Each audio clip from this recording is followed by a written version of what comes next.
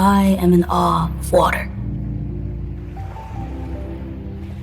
How it moves, how it changes, how it takes many forms. It's like me. This being, this body that's made up of the same things. Jesus was a rebirth of that shaman mystic tradition in the first temple, and his teachings were mystical. But the church inverted his teachings into a false myth too, that he was God and you must believe in him to be saved. And in 1945, we found them, the Nag Hammadi texts. And in those texts, Jesus is teaching mysticism. He is teaching love as a way of life. He is saying, I did not come to save you. I came to remind you of who you are. It is not enough to follow the Christ. You must become the Christ. What a different teaching. What if everything you learned about reality was incomplete? What if the answers you've always sought were hidden, not in the stories you've been told, but in something much deeper, something few have dared to explore? Betty J. Kovacs, author of Merchants of Light, The Consciousness That Is Changing the World, felt this gap early on. She grew up hearing two great narratives. Religion promised a path of love and ethics, while science reduced everything to chance and matter. But something felt wrong. There was a constant unease, as if the explanations offered were just shadows of the truth. She sensed that the key to understanding reality was in a place no one talked about. Betty Kovacs, who holds a PhD in comparative literature and the theory of symbolic and mythic language from the University of California, Irvine, has dedicated her life to studying these questions. She taught for over 25 years and became deeply involved in the Young Society of Claremont, California. Her journey became an unrelenting search for answers that transcended logic and the limits of the physical body. She didn't just want to believe, she wanted to know. She wanted to experience something beyond religious dogmas or the cold, mechanistic view of science. She delved into ancient mythologies, uncovering traditions that contained secrets about the universe, humanity, and its connection to the divine. But the truth she found was even more impactful than she had imagined. What we were taught was incomplete, distorted. These traditions revealed a dormant power within each of us, a potential that has been suppressed by the forces that shaped the modern world. Now, what is this power, and why has it been forgotten? The answers began to emerge as she immersed herself in the heart of these lost traditions, but the mystery was only beginning to unravel. We were told the story of Adam and Eve, the serpent, and the tree of knowledge. They said we were cast out of paradise for disobedience, that the fruit of knowledge separated us from God forever. But what happens when you discover that this story has been distorted? Behind the traditional myth lies a symbol of power and enlightenment that has been lost over the centuries. Long before the story was shaped by patriarchal traditions, there was a profound understanding of the tree of life. In Sumeria, for example, the myth didn't speak of punishment or sin. The tree, laden with fruit, was an offering of wisdom and spiritual ascension. The serpent, so demonized in later versions, represented Kundalini energy, a powerful spiritual force that resides within each of us, waiting to be awakened. What if this force, symbolized by the serpent, was the key to our connection with the divine? The original myth spoke not of prohibition, but of a gift. Those who were ready could partake of the fruit and access higher levels of consciousness, discovering the true nature of life. Kovacs realized that the role of the divine feminine was also hidden in this story. The sacred feminine, represented by the goddess and the serpent, was suppressed, and the narrative became one of punishment and control. But what would have happened if the feminine had remained a central part of this tradition? What secrets would have been preserved? These revelations revealed a new way of seeing human spirituality. But if this power lies dormant within us, how can we awaken it? What would our existence be like if we could expand our minds beyond the limitations imposed by physical reality? And what if, since the dawn of humanity, there had been techniques to access levels of consciousness that transcend time and space? These questions hovered over Kovacs's journey as she investigated shamanic practices, some dating back more than 40,000 years. At its core, shamanism is a deeply spiritual practice rooted in the connection between humans and the cosmos. Ancient shamans believed that the physical reality we see is only a superficial layer, a shell. Through intense rituals, repetitive dances, and the use of sacred plants, they were able to transcend this layer and access higher dimensions where the mind merged with the whole. But how did they do this? These rituals were not just purposeless mystical ceremonies. There was a deep understanding of how rhythm, music, and continuous movement could alter states of consciousness. As the body moved and the mind quieted, the barriers between the physical and spiritual worlds began to dissolve. It was at this moment that shamans accessed expanded reality, where everything was interconnected. This cosmic interconnection allowed them to see what many could not: the spirit behind the matter, the eternal flow of energy that moves the universe. However, what Kovacs discovered in her investigation is that these practices weren't exclusive to one culture or time. Shamans around the world, from different traditions, independently discovered how to access these altered states of perception. In every corner of the planet, ancient peoples danced in circles, chanted mantras, or measured the pulse of the earth in unique ways, yet they all shared a common goal: to transcend the body and access the universal mind. What is most intriguing is that these practices, long considered superstitious or irrelevant by the modern materialistic worldview, are beginning to be rediscovered. Today, science is cautiously starting to explore how these experiences can truly alter brain function. Neuroscience, for example, is studying the impact of shamanic practices and deep meditations on brain activity, discovering that higher states of consciousness can be reached by altering certain neural patterns.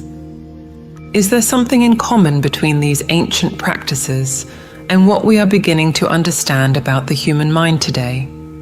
Could these ancient rituals carry with them secrets about the true nature of consciousness, secrets that science is only now beginning to uncover? Kovacs wonders, what could humanity achieve if we rediscovered these ancient practices and integrated them into our modern understanding of the mind and reality? The answers aren't clear, but one thing is certain: the ancients knew more about the workings of consciousness than we imagined. Not only did they experience the interconnectedness of mind and cosmos, but they also used this knowledge to heal, transform, and guide their communities. If we could learn from them, what could change in our own lives? By accessing these expanded states of perception, we can discover something even deeper about the very structure of reality. But how does this connect with the ancient traditions of temples and sacred science? Imagine a place where every stone, every column, and every shadow is meticulously positioned to channel the energy of the cosmos. The ancients didn't see their temples as mere physical structures. They conceived of them as portals to something much greater. In her quest to understand ancient spiritual traditions, Betty Kovacs realized that these temples were much more than places of worship. They were, in fact, instruments of spiritual transformation. Cultures such as the Egyptians and the megalithic civilizations built their structures aligned with the stars, the Earth's cycles, and the invisible energies that flow through the cosmos. Modern science is just beginning to recognize the depth of these constructions. Recent studies show that many of these structures, such as pyramids and stone circles, are positioned in a way that amplifies the Earth's electromagnetic frequencies, creating a resonance with the human energy field. These temples were places where ancient people sought something beyond the material world. Upon entering them, individuals were enveloped by an energy that altered their perception and expanded their consciousness. Kovacs discovered that crossing the threshold into these sacred spaces activated a kind of spiritual switch. Minds and bodies are aligned with cosmic forces, allowing access to mystical states where the mind is connected directly to the universal energy field. But how did this work? Today, we know that the human body is an electromagnetic field constantly interacting with its environment. When we come into contact with a place designed to amplify these interactions, such as ancient temples, our minds and bodies can attune to higher frequencies. This might explain why so many accounts of mystical experiences are linked to these locations. These temples weren't just sites for worship, they were machines designed to enhance human connection with the universe. Kovacs also noted that these sacred constructions followed precise geometry, now known as sacred geometry. This geometry reflects the fundamental patterns of the universe: spirals, circles, and perfect proportions. By building their temples based on these principles, the ancients recreated the cosmos on a smaller scale, enabling humans to align with the universal flow of energy. This concept, often overlooked by modern perspectives, is slowly gaining recognition as science begins to understand the profound relationship between form, energy, and consciousness. But something even more intriguing emerges from this investigation. Kovacs realized that over the centuries, this wisdom was suppressed. The societies that followed these great builders went out of their way to hide or destroy the knowledge about the true function of these temples. The connection to the divine and the cosmos was transformed into rigid rituals, stripped of their transformative essence. If we reconnect with this ancient knowledge, what could we achieve?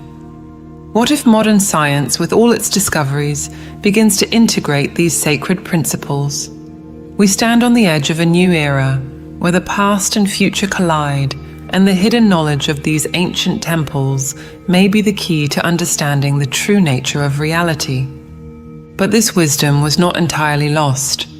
It has been preserved, hidden in mystical traditions that continue to operate in the shadows, waiting for the right moment to emerge again, bringing to light the knowledge that can transform our vision of the universe and ourselves. Throughout history, there have been moments when humanity nearly lost its connection to its true spiritual potential. But ancient wisdom, though suppressed, always found a way to survive. One of these moments of rediscovery occurred in the West, when mystical traditions that had been operating in the shadows began to re-emerge. This spiritual renaissance wasn't an isolated event, but a process that spanned centuries of religious repression and the rediscovery of hidden knowledge. Betty Kovacs delved deeply into this process of rebirth. Through her investigations, she discovered that mystical traditions like Hermeticism, alchemy, and Kabbalah never completely disappeared. They remained alive through small groups, secret societies, and hidden texts passed down from generation to generation, defying the official religious authority that sought to control them. These traditions were rooted in a deeper understanding of reality, a vision that saw the universe as an interconnected field of energy and consciousness. During the Middle Ages, the Church made massive efforts to suppress any knowledge that challenged its authority. Many mystical texts were destroyed, and those who dared to explore these traditions were persecuted. However, even under such intense repression, these ideas never completely vanished. They simply changed form, waiting for the right time to be reborn. This Renaissance began to gain momentum during the European Renaissance, when thinkers like Pico della Mirandola attempted to unite different spiritual traditions into a single philosophy that could explain the interconnection between humanity and the cosmos. Pico believed that at the heart of all spiritual traditions was a common truth. Humanity has the potential to achieve a state of cosmic consciousness, where the mind aligns with universal forces. These ideas, though revolutionary, faced significant resistance from the Church, which was unwilling to allow such notions to flourish freely. Pico was silenced, his writings censored, and the Church did everything it could to prevent this knowledge from spreading. However, what is truly interesting is that despite these attempts at suppression, the mystical traditions found ways to persist. Secret movements like the Rosicrucians and medieval alchemists continued to preserve and transmit this knowledge through underground channels. Kovacs noted that this mystical renaissance wasn't just about spiritual curiosity, but also a quest for scientific understanding. Alchemy, for example, wasn't simply an attempt to turn metals into gold. It was a metaphor for the spiritual transformation of the individual, the process of transmuting limited consciousness into expanded consciousness, capable of understanding the invisible laws that govern the universe. Similarly, Hermeticism and Kabbalah offered maps of the cosmos that not only explained the physical world, but also the spiritual, connecting the two realities as if they were two sides of the same coin. Modern physics, with its advances in quantum mechanics, is beginning to touch on these same truths. Quantum physicists speak of invisible energy fields, parallel realities, and the interconnectedness of all things, what the ancient mystics already knew through direct experience. Science is now beginning to confirm. The question that arises from this rediscovery is, how can we integrate this ancient wisdom with modern scientific knowledge? The mystical renaissance in the West reminds us that there is much more to learn about the mind, matter, and energy of the universe. Modern science may only be scratching the surface of what the ancients already understood about our true nature. But this renaissance wasn't limited to Europe. It expanded and connected to other spiritual traditions around the world, suggesting that the quest for a deeper understanding of reality is universal. What remains for us to discover as we follow this path of rediscovery? For centuries, ancient knowledge remained in the shadows, kept alive only by those who understood its transformative power. Today, we are witnessing a fascinating phenomenon. Modern science, once distant from mystical ideas, is beginning to glimpse the depth of this ancient wisdom. We are at the dawn of a convergence between what many would call spirituality and the latest advancements in fields such as quantum physics. Quantum physics, for instance, presents us with a universe that is not solid and predictable, but dynamic and deeply intertwined at fundamental levels. This concept of interconnectedness resonates with ancient spiritual traditions that have long spoken of an invisible web that connects everything. Ancient cultures, from the East to the West, have affirmed that the reality we perceive is only a superficial manifestation of something far deeper, an energetic field that permeates everything and can be accessed by the human mind. This invisible field, now explored by modern science, echoes what the mystics have always known. The universe is vibrational, and every particle is composed of energy in motion. A crucial question is now arising: what is the role of the mind in this vast field of energy? For ancient traditions, the answer was clear. The human mind is a powerful channel capable of interacting with these subtle forces and transforming the reality around it. Today, with advances in neuroscience, science is beginning to investigate how practices like meditation and visualization affect the brain's structure, suggesting that our thoughts and intentions can indeed influence the physical world. What if we could use these practices to shape our reality more consciously? Instead of merely reacting to the world around us, we could learn to act more deliberately, aligning our intentions with the principles that govern the universe. But this idea isn't new. Traditions such as shamanism and alchemy have always spoken of the power of intention. They teach that by focusing the mind and aligning with cosmic energies, it is possible to manifest tangible changes in the physical world. Modern science is only beginning to confirm something that the ancients instinctively understood. The mind is a tool of creation. This leads us to a provocative question. How far can we expand this connection between science and spirituality? As we delve deeper into the nature of quantum reality, we are beginning to realize that what we call matter is merely a temporary manifestation of an underlying vibrational field. What does this mean for human potential? If our thoughts and intentions can affect the world around us, what are the limits of what we can create? We are only scratching the surface of what this integration between science and spirituality might teach us. What was once relegated to the realm of mysticism is now being explored with seriousness. But as we are ready to embrace this fusion, what more can we discover about the power of our own minds? We are living in a moment of great transition. Ancient knowledge, long relegated to obscurity, is now meeting the boldest scientific advances, creating a bridge between the past and the future. This fusion of ancestral spirituality and modern science is revealing something surprising. Human potential is far greater than we ever imagined, and the reality we know can be shaped in ways that once seemed impossible. What does this new age of consciousness mean for each of us? Ancient traditions have always taught that true wisdom lies not just in the external world, but within ourselves.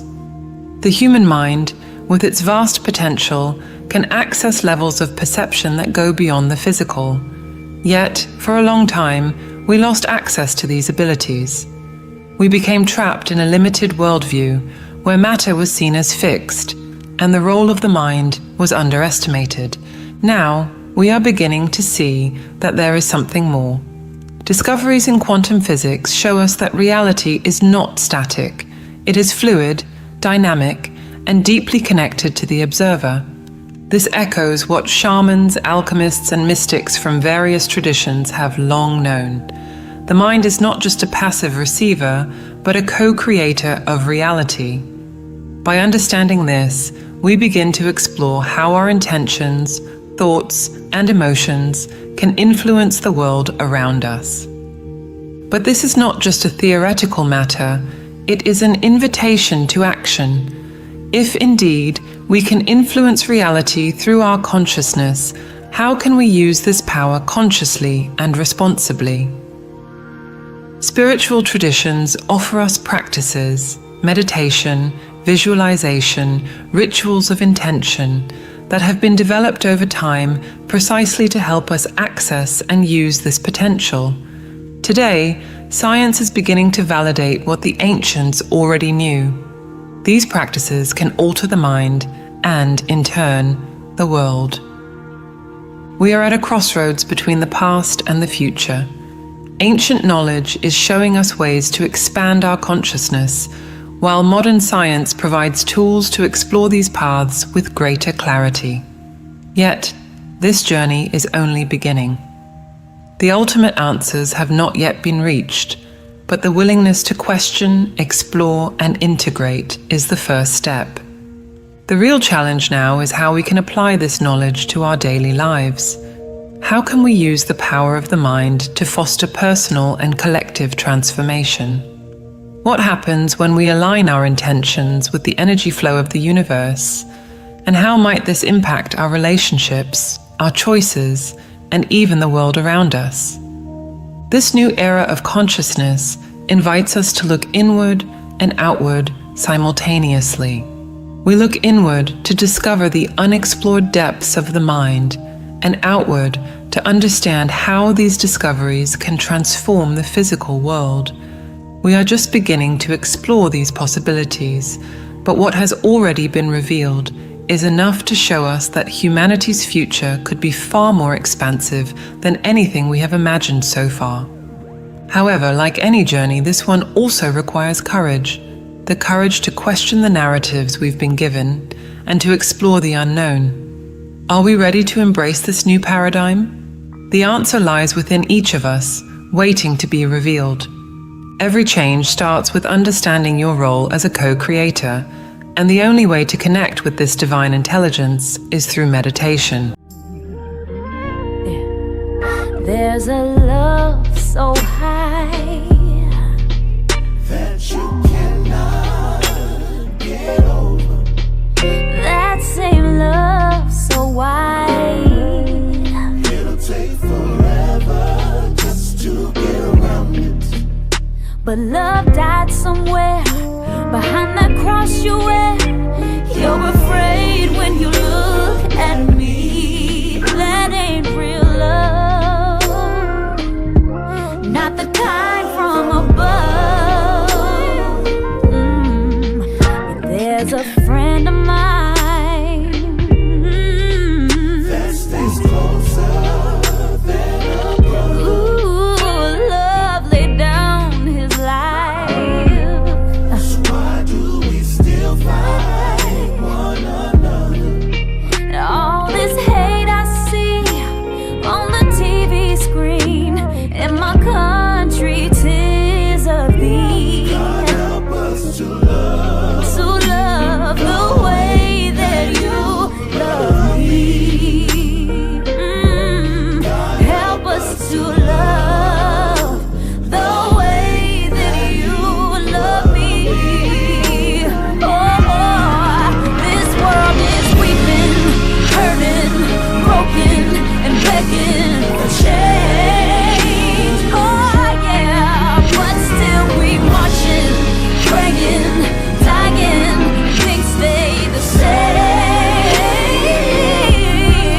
When will we see till everyone's free? There'll never be peace between you and me. God, your love is the cure for the rich and the poor.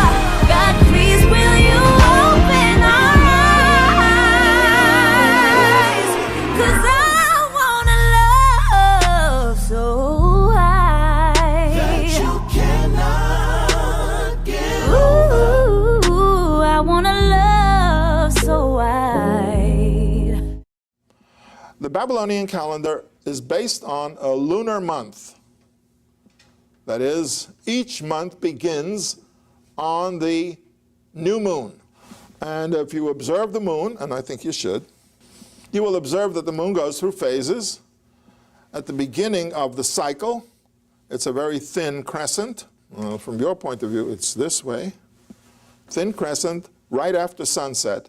And then every subsequent evening it gets bigger and bigger, and then it appears as a half disk, which is the end of the first quarter.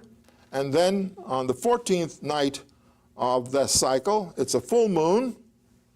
And then the moon reduces and goes into a different phase as it reduces to the third quarter. And then it disappears at what we call the new moon, when it doesn't appear in the sky anymore because it's on the same side as the sun. Now, that cycle is 29 and a half days. The moon cycle is 29 and a half days, but that's not practical. So what you do is you alternate 29-day month, 30-day month, 29-day month, 30-day month, and you go around 12 months like that. So you have 29 days alternating with 30-day months, and you wind up with 354 days. It's 11 days too short. It's too short for the solar cycle. Now, why is that important? Because the solar cycle is going to tell you when the rains will come, and it will also tell you when you should plant and when you should harvest. So you really need a solar cycle. But you're already fixed on the lunar month, and therefore your year is going to be 11 days short. So what you do is this. You add a month and you wind up 3 days short.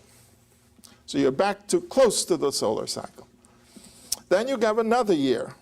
By this time, you're 14 days short. Then another one, 25 days short. You add a month in the 6th year, so you're only 6 days short. Still close. Then the next year, you have 6 plus 11, that's 17. 11 and 17, 28. You add a month, you're 2 days ahead. But the solar year has added 2 days in 8 years. 1 day for every 4th year of the leap year. In 8-year cycles, they come out exactly even because the solar cycle adds a day every 4th year, and the lunar cycle comes out 2 days ahead, which means equal to 28 plus 2. The solar calendar was done also by keeping a record of where the sun casts a shadow on a needle. You see, and once you get that record and you keep it, then you realize that the cycle of the sun is 365 and a quarter days until you realize it's not really. It's 365 days and 5 hours and 50-some minutes. But all of this requires observation, which they did. And they observed that and realized that the solar year is 365 and a quarter days. And they also knew that if you intercalate a month in the 3rd and the 6th and the 8th year, you'll always come out equal to the solar year. So you'll never be too far off agriculturally. And therefore, the lunar solar calendar, it's not a purely lunar calendar, it's a lunar calendar adjusted to the solar cycle, always comes out correct. Circadian rhythms are at the very foundation of the understanding that Chinese medicine has of the energies animating the human body.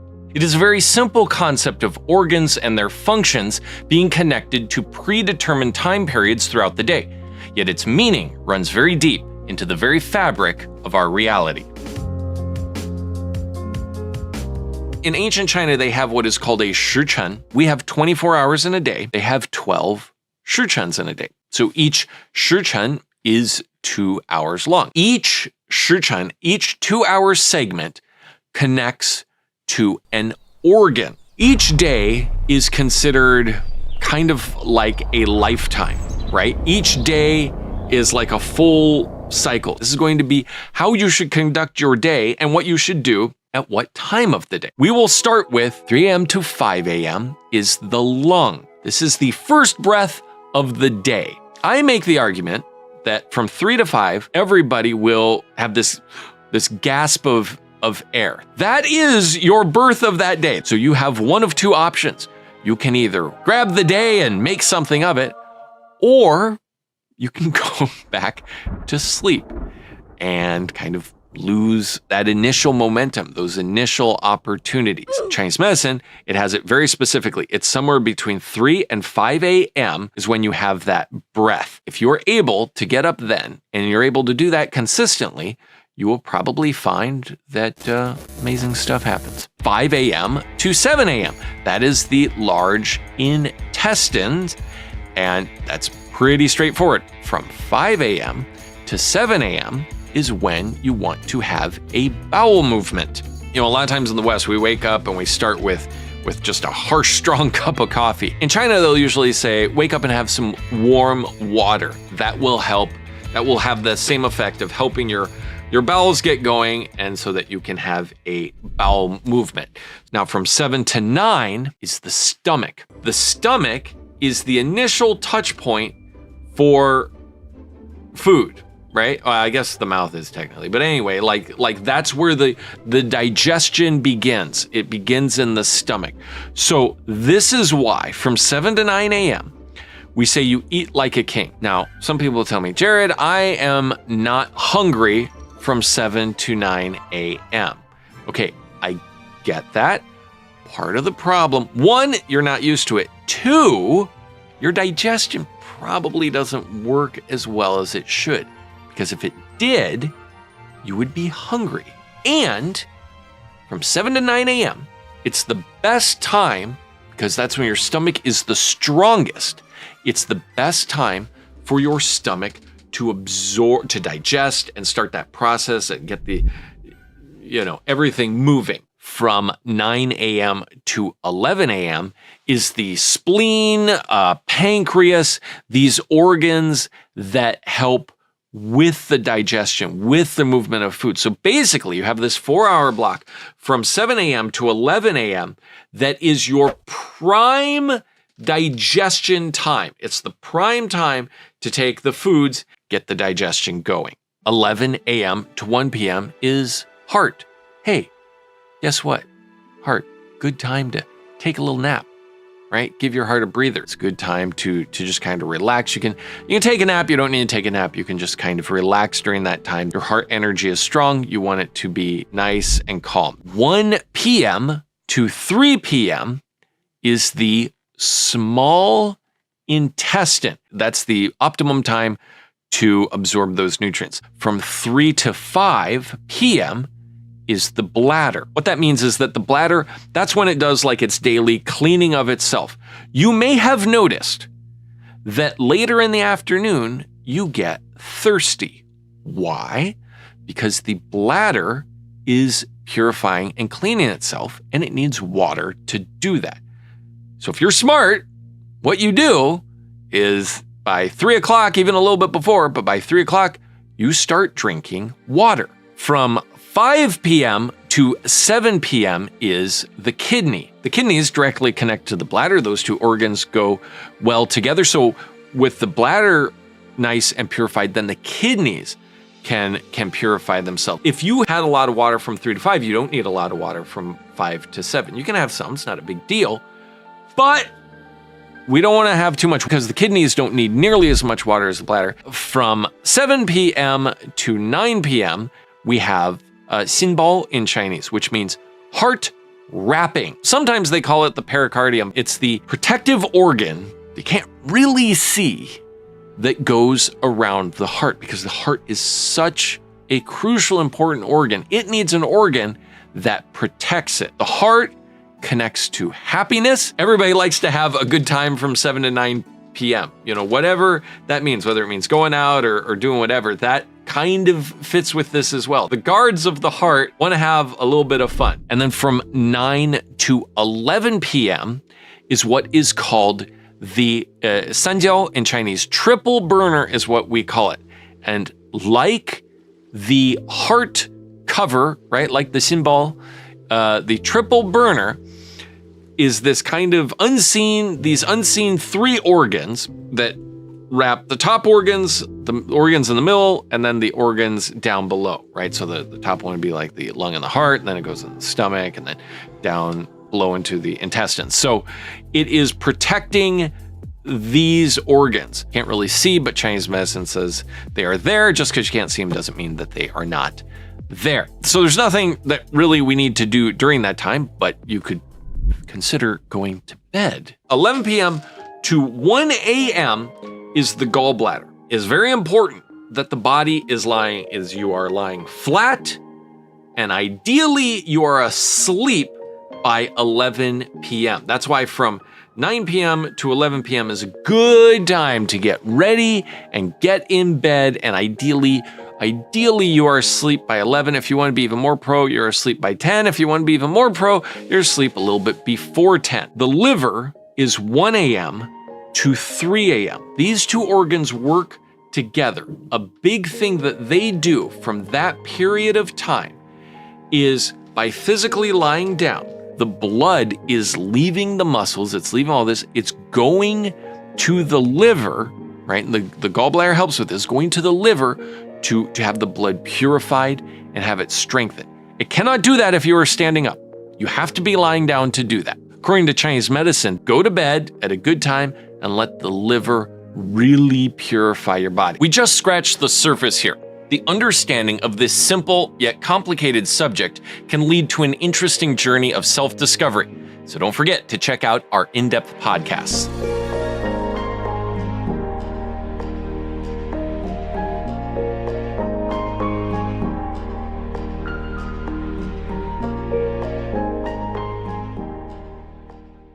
Here's the exercise, y'all. Here's what we're going to do. Let's locate the soul.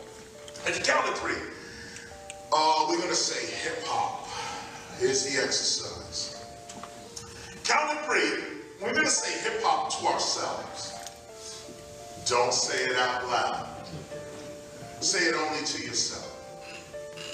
At the count of 3, in yourself, we're going to say hip hop. Don't say it out loud, just say it to yourself. 1, 2, 3.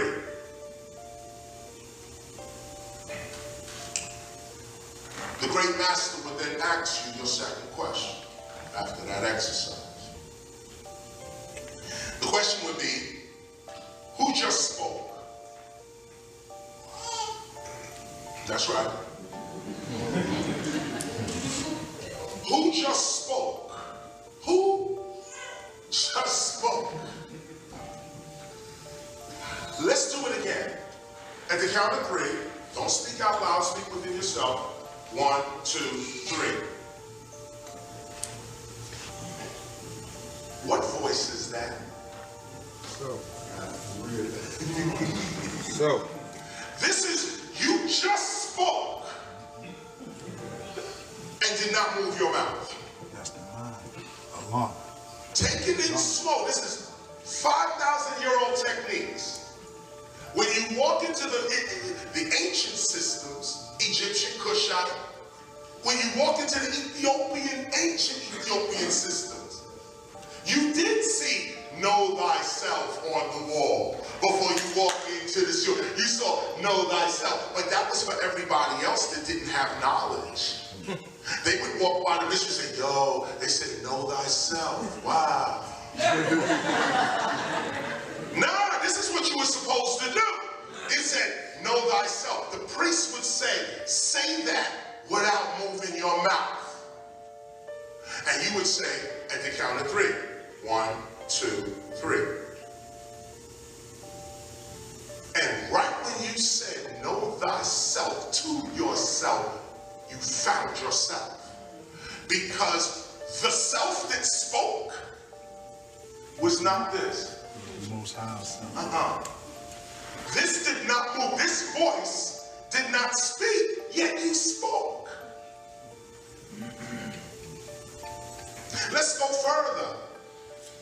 You heard yourself speaking.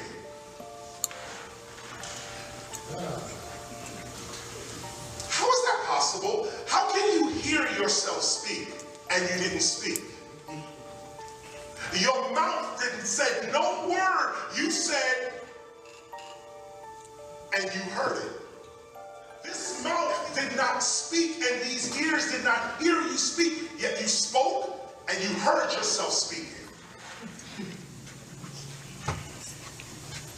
If you close your eyes, you can see your future and your past. What is the vision that sees your past?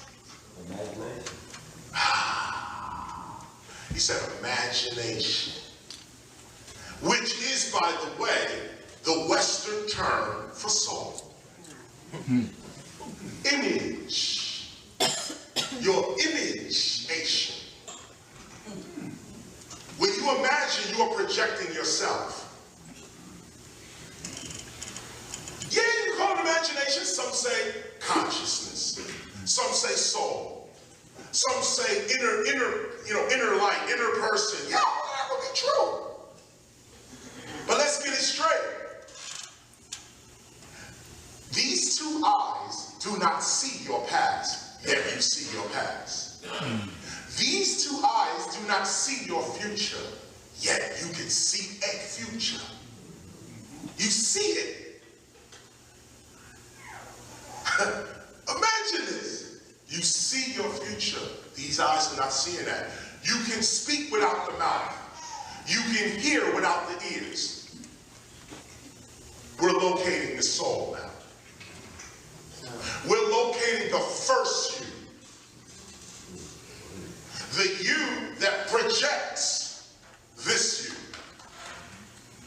This is not KRS-One. Leg, arm, head. This is not KRS-One. KRS-One is that voice inside. This is the projection of KRS-One. KRS-One, though, is not a physical thing. It's an idea. Again, KRS-One is not the physical thing you're looking at. This is what I am projecting to you. This is what I want you to see of me. But the real me is that voice, is that sight, is that hearing that does not need the physical body to exist. The ancient priests would say, read that on the wall. Know thyself. Don't say it out loud, say it to yourself. You would go away baffled. Know thyself. Oh, that's what. Know thyself. Not know thy body. Know thyself. What is that self? Well, you exist without the body. You have ears, you have eyes, you have a voice that's vibrant. Without this mouth, these ears, without any of this. None of this is necessary for you to exist. The ancient priests would let you know right there is no death. Because if you can speak, see, and hear now without the body,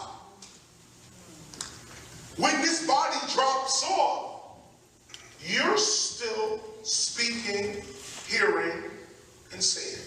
That's right.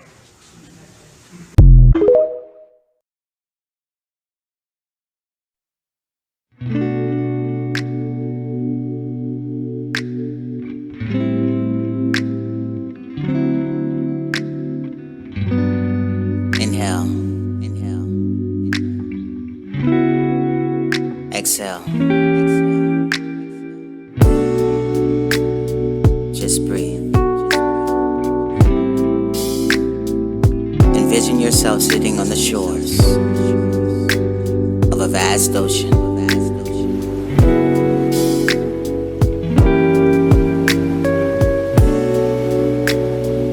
Watch the waves as they roll towards you. See how easily they fade away.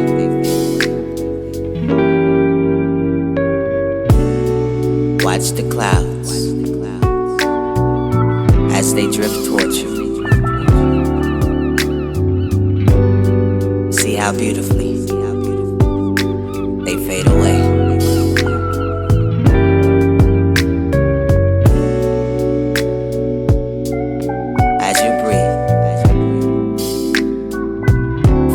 Easily, the air fills your lungs. Feel how gently it fades away.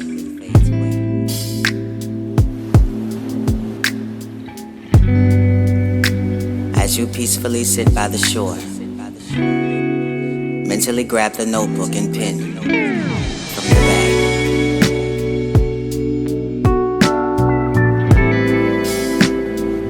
Open the notebook to a blank page and mentally begin to write.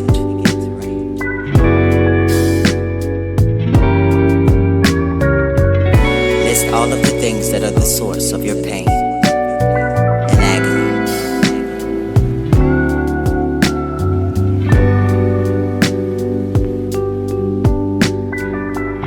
Write of the things that have brought you hurt.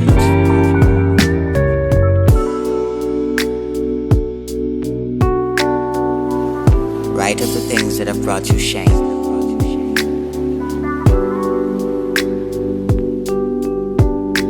Write of the things that have brought you pain.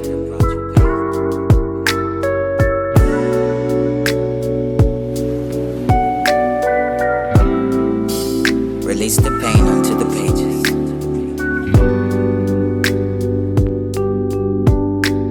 Allow peace to rise and replace it.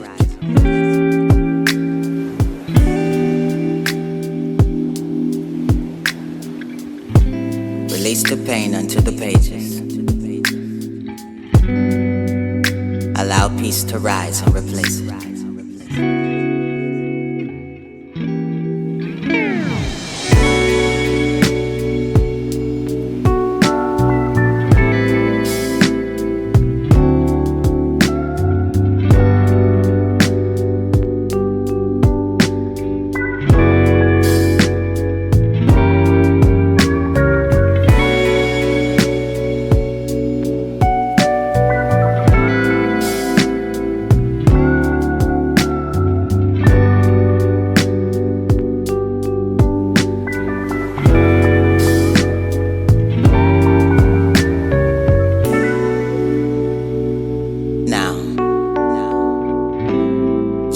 lift your head and watch the waves as they roll towards you. See how easily they fade away. Mentally lift yourself up, and with your notebook in hand, walk towards the ocean.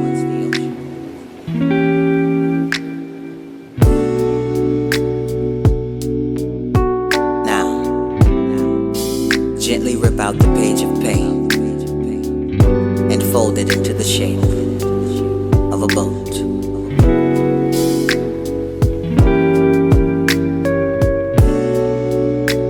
On the side of the boat, write in small letters, I have let you go. I have let you go.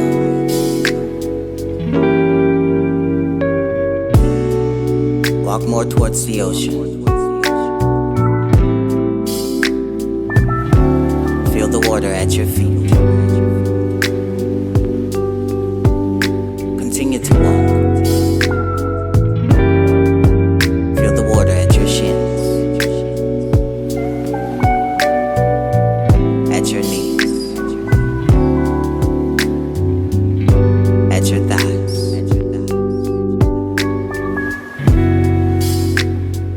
Now place the boat into the ocean. Let the waves capture it as they rise.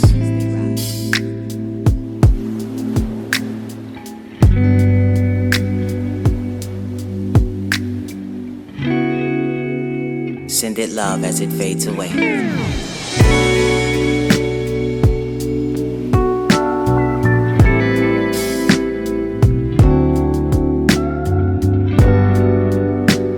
Send it love as it fades away.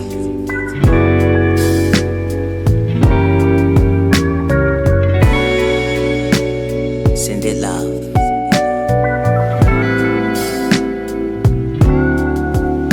It fades away.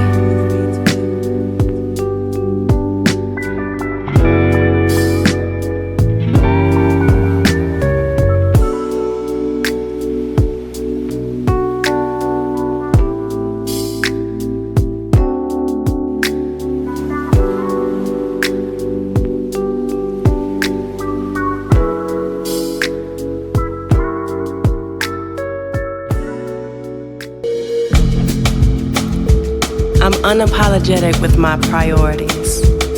I ask for help despite my mental stories of being told no. I create my daily ritual. I commit to my non-negotiables. I've experienced benefits from burning out.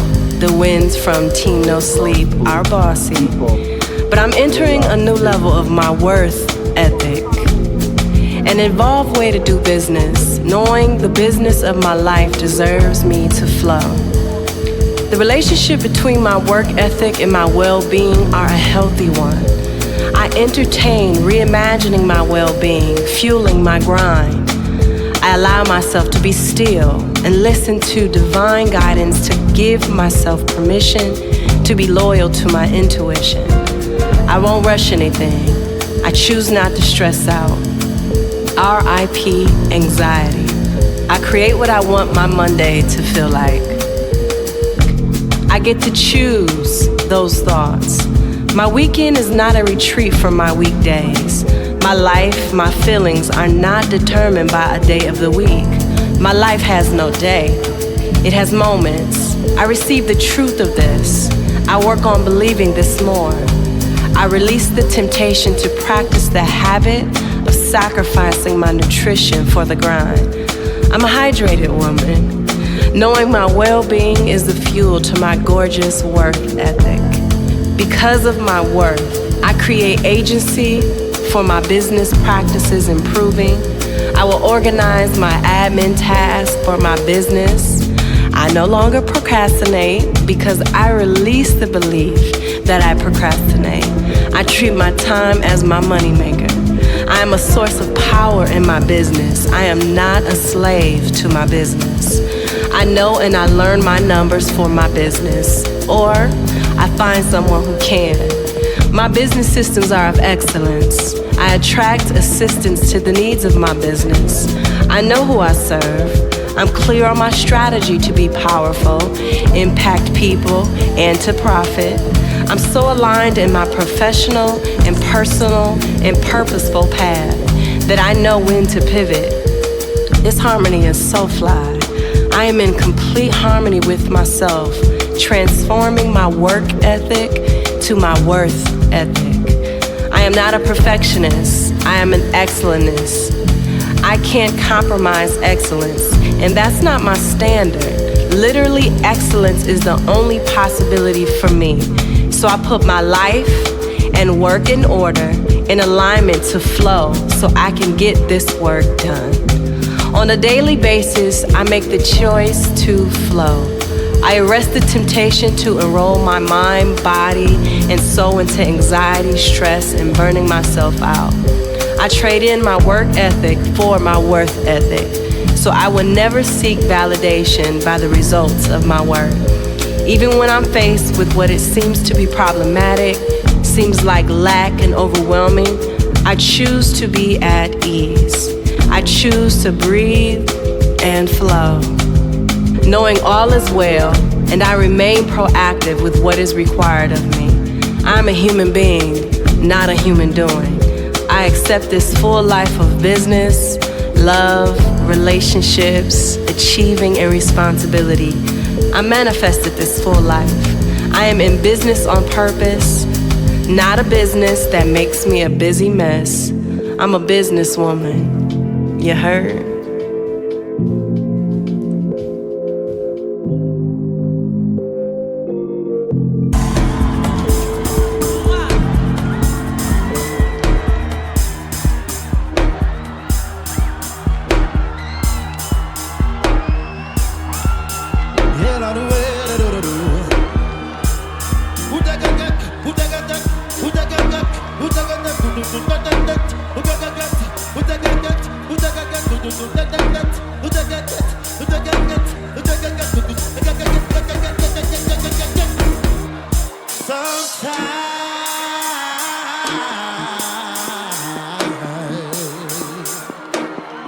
I catch myself daydreaming.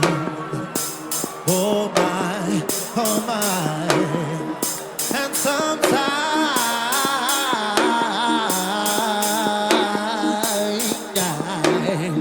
I find myself traveling through space and time.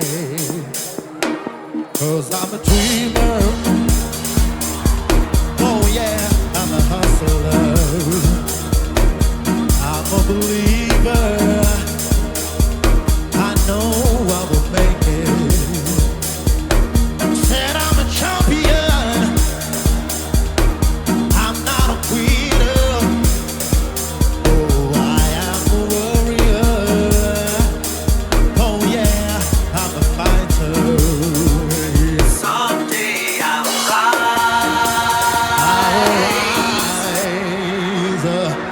And I'll float among the stars. Nothing stop believing. Yes, I believe it. Someday I'll rise. I'll touch the sky and I'll float among the stars. I will touch the stars, yeah. Yes, I believe it. Someday I'll rise.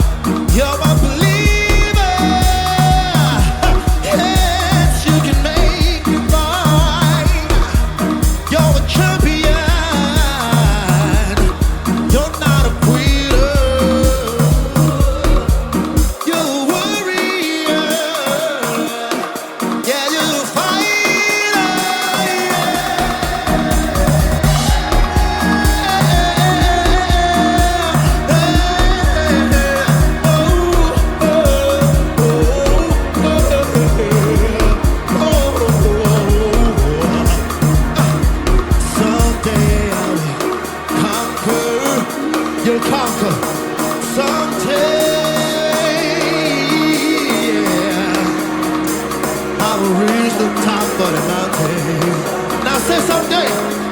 Oh, someday. Hey, someday. Say someday.